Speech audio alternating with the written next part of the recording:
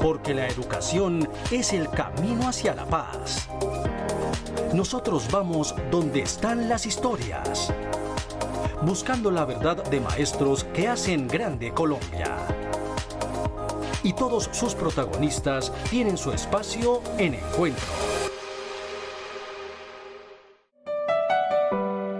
Nos dejaste muy pronto.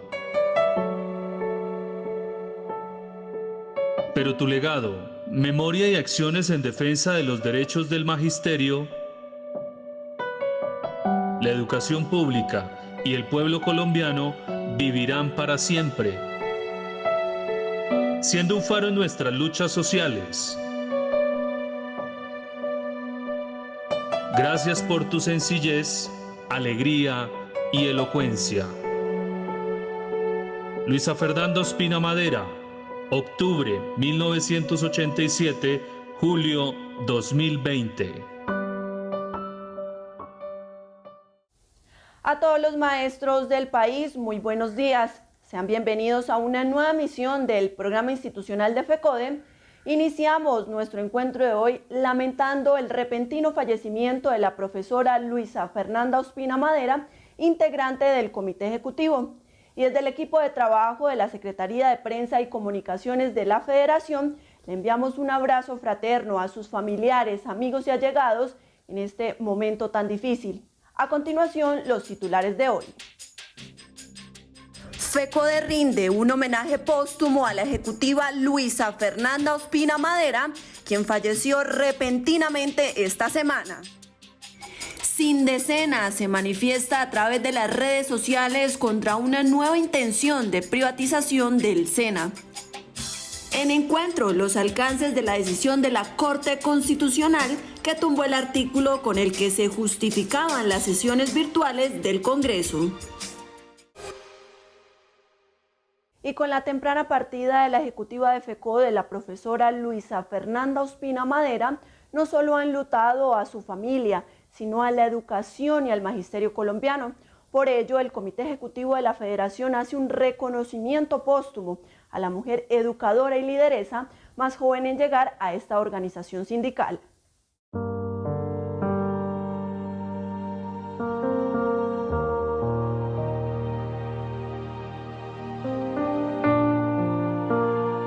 De parte del Comité Ejecutivo, de los equipos de trabajo, del magisterio y de FECODE en general, hacemos un sentido homenaje a Luisa Fernanda Ospina Madera, quien falleció el pasado 13 de julio.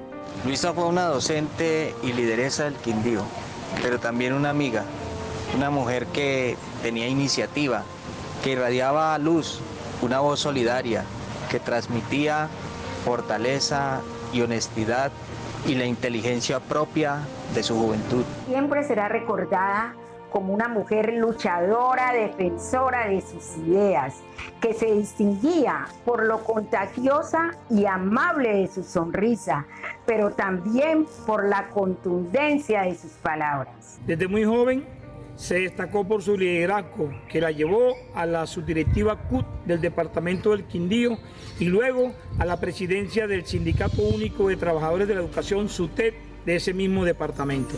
La compañera Luisa, a sus 32 años, demostró un gran compromiso sindical y social.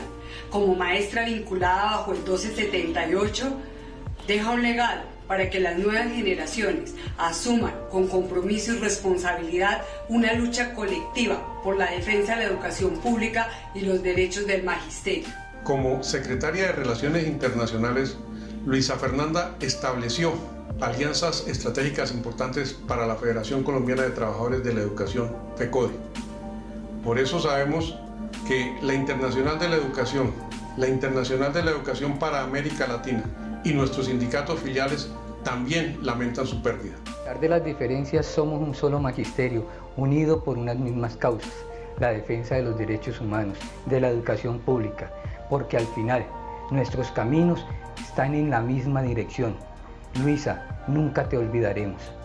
Querida Luisa, fue un honor marchar a tu lado, escuchar tus argumentos, compartir tus ideales. Es por eso que desde el Comité Ejecutivo seguiremos tu legado porque es el nuestro. Abrazo solidario a todo el magisterio del Quindío. Luisa Fernanda, sentimos tu ausencia en medio de la actual crisis económica, social y en salud que vive el país. Pero tu legado y compromiso permanecerá vigente en nuestra lucha y en ese sueño libertario. Te recordaremos. Estamos aún profundamente estremecidos ante la infausta y demoledora noticia.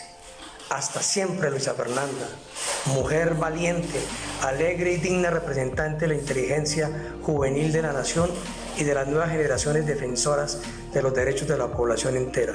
Dedicamos un minuto de silencio a todos nuestros docentes, directivos docentes, familiares y demás colombianos que han fallecido en medio de esta pandemia, y a la vez enviamos un abrazo de fortaleza a todos los compañeros y compañeras y demás colombianos que luchan contra el COVID-19.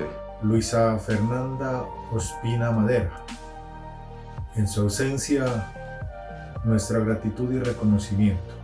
Gratitud por el liderazgo, gratitud por su tenacidad, gratitud por su fuerza. Reconocimiento por todo lo construido en favor de la educación, de los educadores y el bienestar del pueblo colombiano. Luisa, mi compañera de luchas, mi amiga, ¿cómo olvidar la alegría que irradiabas en cada tarea que emprendías, en cada lucha librada en defensa de nuestros derechos, en defensa de la educación pública y en defensa de los derechos de nuestra nación? Buen viaje, mi fogonera. No dejaremos apagar la llama que dejaste encendida. Te honraremos por siempre. Gloria eterna a tu memoria. A su familia, a sus compañeros y compañeras, al SUTEP, al MOIR, al Polo Democrático Alternativo, a sus equipos de trabajo y a todos aquellos que hoy sienten su pérdida. Nuestras sinceras condolencias.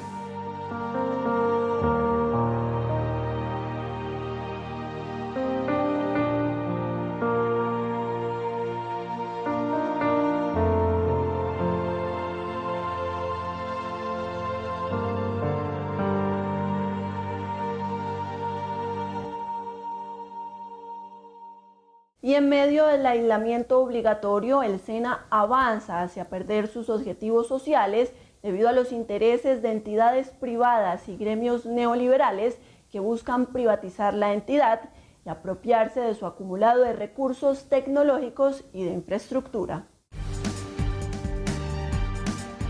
El SENA es una entidad que por 63 años ha contribuido al desarrollo del país a través de la formación teórico-práctica de sus estudiantes. Sin embargo, en la actualidad y en plena pandemia, las intenciones por parte del Estado para privatizar la entidad no cesan, por lo que aprendices y trabajadores del SENA se enfrentan nuevamente al reto de evitar su privatización a través de una propuesta de reestructuración de esta institución.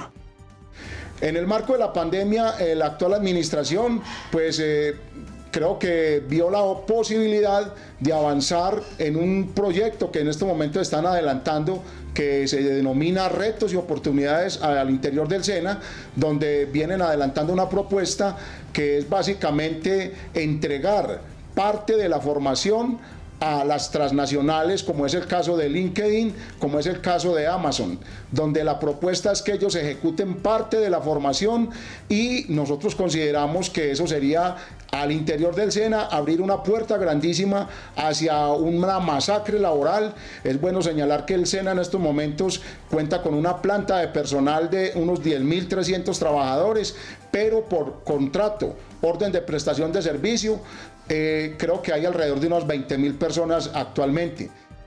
Frente a esta situación, los integrantes del Sindicato de Empleados Públicos del SENA, Sindesena, se han venido manifestando, pero con la llegada del COVID-19, la protesta para rechazar la pérdida de los objetivos sociales de esta entidad se han trasladado a otros escenarios como las redes sociales. Sin embargo, ante la imposibilidad de marchar y denunciar los embates del gobierno, ven con preocupación la posibilidad de que la formación profesional integral y gratuita se acabe. Hemos convocado, estamos en máxima alerta y pues cuando hemos podido hemos realizado plantones, hemos realizado caravanas, hemos realizado lobby parlamentario, hemos realizado firmatones, twitteratón, hemos sido tendencia en todas las twitteratón que hemos adelantado.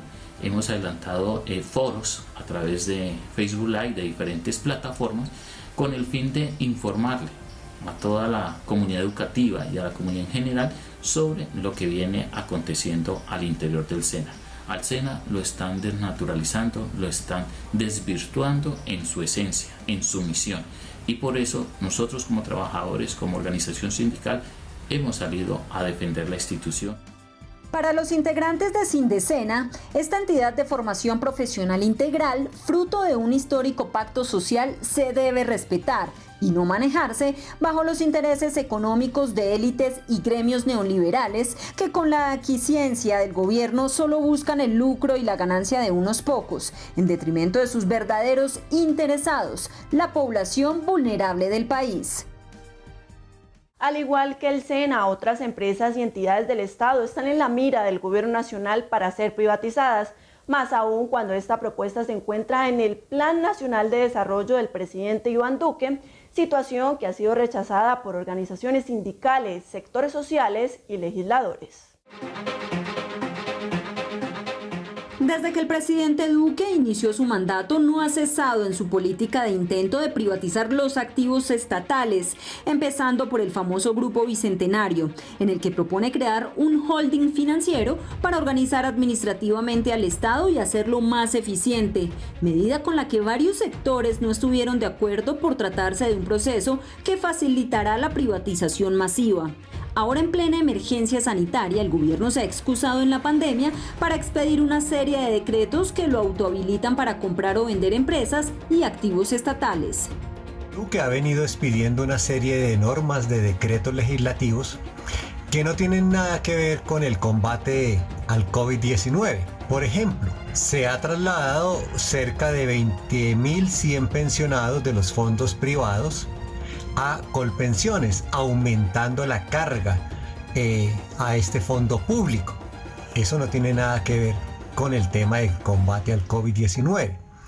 Asimismo, se expidió el decreto 811, a través del cual el gobierno nacional se autofaculta para vender, para feriar el patrimonio público.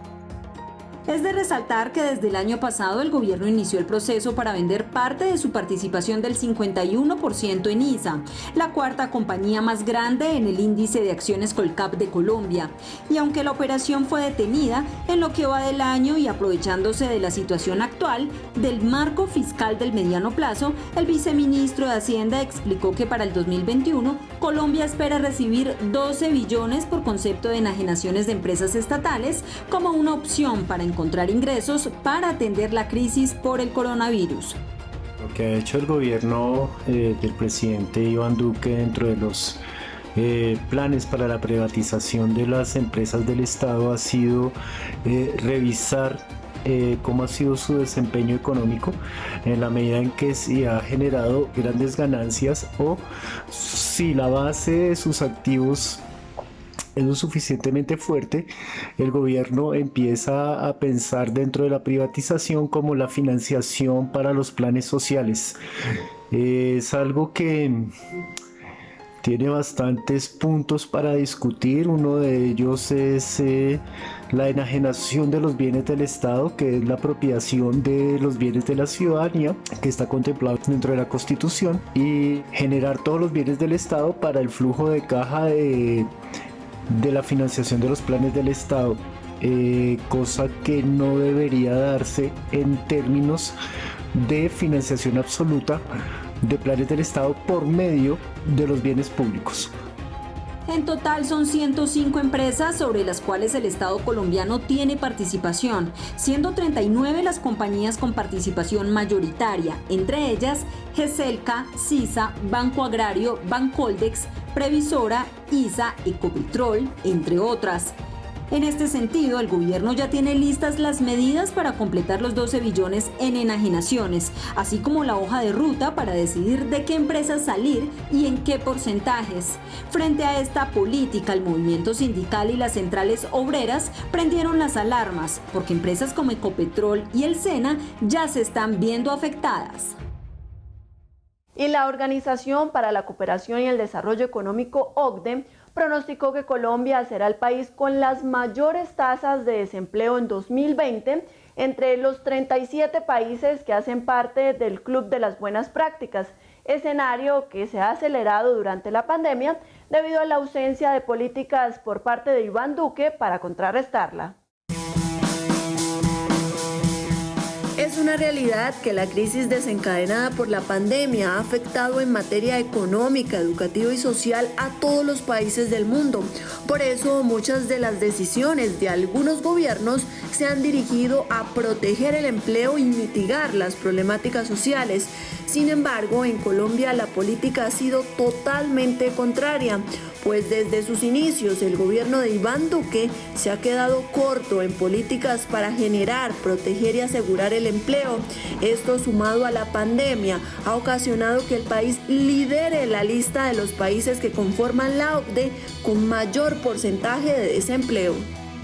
La situación del empleo en Colombia es absolutamente devastadora. Entre abril del año pasado y abril de este año se ha incrementado en aproximadamente 5.3 millones de personas, lo cual hace que ya hemos llegado a un desempleo abierto del 21% y particularmente grave el de los jóvenes que ya estaban en ese monto antes de que empezara la pandemia. Es importante mencionar que de acuerdo al informe de la OCDE, los datos para Colombia no son solo negativos en cuanto a la caída del empleo, sino que confirman las sospechas de los expertos de que la recuperación en el país tampoco tendrá una mejora destacada en el 2021. Un escenario bastante preocupante, ya que la nación paga una membresía anual de 15.000 millones de pesos para pertenecer al Club de Países de las Buenas Prácticas, recursos que bien podrían usarse para reactivar el empleo en la pospandemia. Lo que se anuncia en este tipo de gestión financiera es un endeudamiento mayor del país a futuro en los próximos años. Nos vamos a endeudar en 100 billones de pesos en lo que resta del año, lo cual significará un plan de ajuste brutal. De hecho, ya nos anunciaron reforma tributaria regresiva y privatización de activos del Estado. La OCDE es decisiva en ello, porque la OCDE es la que avala las inversiones extranjeras que permiten el endeudamiento externo. El informe sobre las perspectivas del mercado del trabajo para los países miembros de la OCDE durante el 2020 pronostica que Colombia tendrá una tasa de desempleo del 21,1%, una cifra que es 12,7% superior al promedio que se estima para las 37 naciones que conforman este grupo, lo que vislumbra un panorama crítico de desempleo en el país. Por eso, el llamado al gobierno de Iván Duque es a que promueva políticas que favorezcan la prosperidad, la igualdad, las oportunidades y el bienestar de todas las personas. Y frente a la decisión de la Corte Constitucional que tumbó el artículo que habilitó al Congreso para sesionar de manera virtual, hoy socializamos los alcances de este fallo frente al futuro de los proyectos de ley aprobados durante el confinamiento obligatorio por este órgano.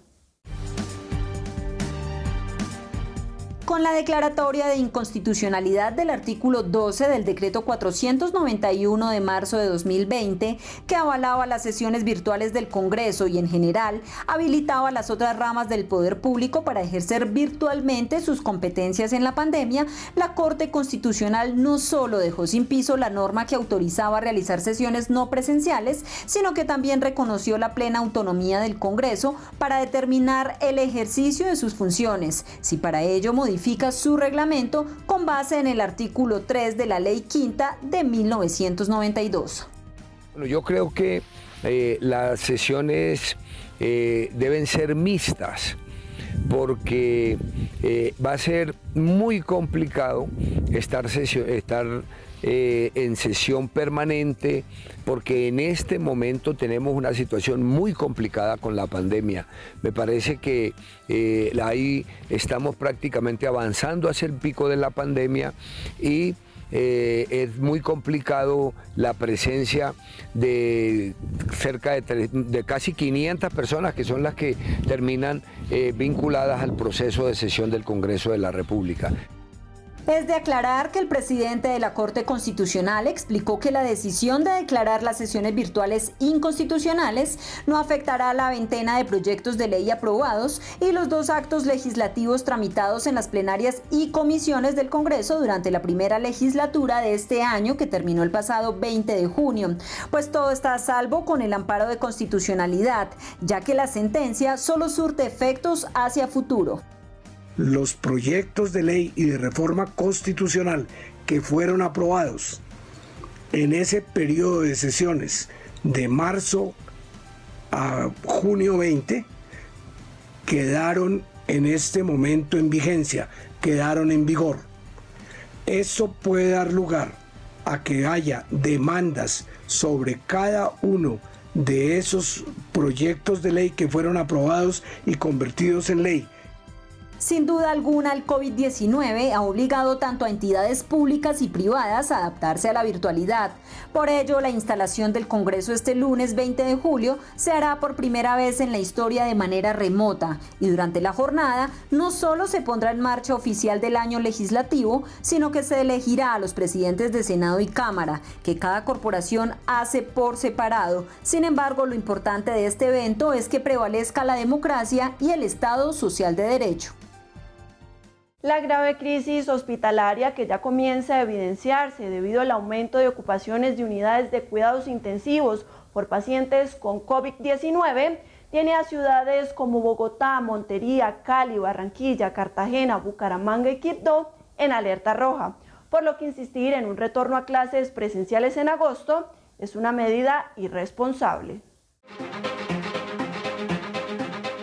Con más de 160.000 casos de contagios de coronavirus reportados en Colombia, el país atraviesa por una delicada situación en materia sanitaria, debido a que la ocupación de las unidades de cuidados intensivos ya superan el 90% en ciudades como Bogotá, Medellín, Cali, Barranquilla, Cartagena, Bucaramanga y Quibdó, escenario que preocupa a los profesionales de la salud porque de continuar así serán ellos quienes tendrán que decidir a quién salvar, de acuerdo a las recomendaciones definidas en el documento de ética publicado esta semana por la Academia Nacional de Medicina.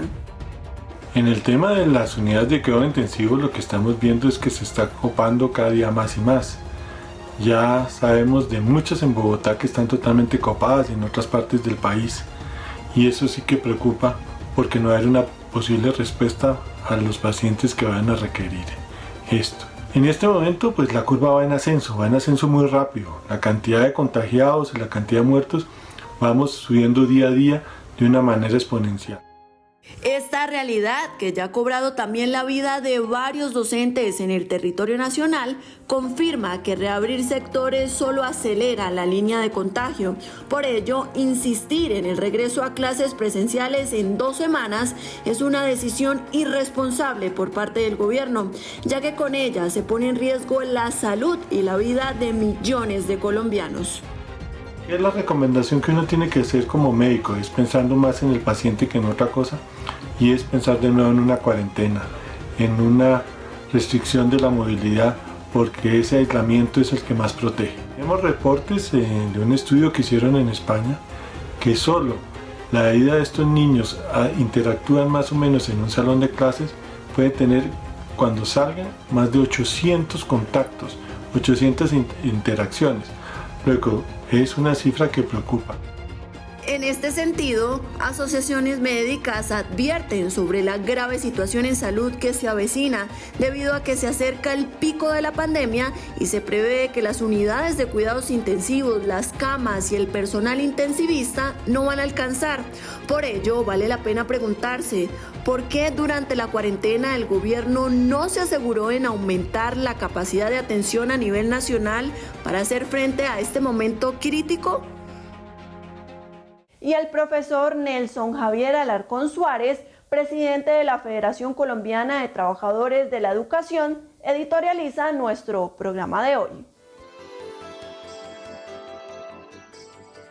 Seguimos lamentando desde el Comité Ejecutivo de FECODE y los maestros y maestras de Colombia el fallecimiento de nuestra compañera Luisa Fernanda Ospina Madera, una mujer que dedicó su vida a la defensa de la educación pública, a la defensa de los derechos del magisterio y el pueblo colombiano, a la defensa del Estado social de derecho y a la soberanía de Colombia.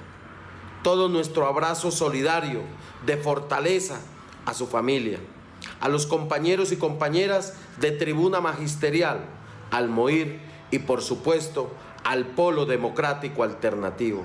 Seguiremos desde FECODE, desde los escenarios en que nos encontremos, reivindicando sus grandes banderas en defensa y por consolidar un mejor país, unas mejores condiciones para nuestros jóvenes, para nuestros niños, para nuestros padres de familia, para los docentes, directivos docentes y el pueblo colombiano. Por supuesto, también lamentamos el fallecimiento del compañero José María Granados, delegado oficial a la Asamblea General de la ADE, pero también los maestros y maestras que en medio de esta pandemia han fallecido y también sus familiares. Desde FECODE, todo nuestro abrazo solidario y de fortaleza a sus familias, hacia nuestros compañeros y compañeras de los sindicatos filiales. Hoy tenemos que tener ese gran vigor para salir adelante en medio de esta pandemia. Vamos a ganarle esa gran batalla al COVID-19, pero para eso también el gobierno nacional tiene que ser sensato con sus políticas, sensato en no seguir con su famosa alternancia o presencialidad. Hoy no puede seguir jugando el gobierno nacional con la vida de los jóvenes, de los niños, de los maestros, de los directivos docentes, de nuestros padres de familia. Señora ministra, señor presidente de la República, hoy sean sensatos verdaderamente. No pueden seguir con esa propuesta que lo que va a contribuir es afectar la vida de los jóvenes y los niños y de los maestros y maestras de Colombia. Por eso, si ustedes siguen empecinados en esta circunstancia, vamos a seguir con nuestra propuesta y más que propuesta, nuestra decisión de declararnos en desobediencia civil. Primero está la salud. Primero está la vida de todas y todos. Seguiremos avantes y todos, unidos con FECODE, somos más. Hasta aquí nuestro encuentro de hoy. Recuerde que toda nuestra información oficial está en nuestras redes sociales, Twitter, Facebook e Instagram, y en la página web de la Federación, www.fecode.edu.co. No olvide que también nos puede encontrar en nuestro canal de YouTube, así que suscríbase, compártalo y dele like. Antes de irnos, recuerde seguir cumpliendo con todas las recomendaciones para prevenir la propagación del coronavirus. Gracias por su sintonía. Nos vemos el próximo sábado a las 7 de la mañana por Teleantioquia. Feliz día y feliz fin de semana.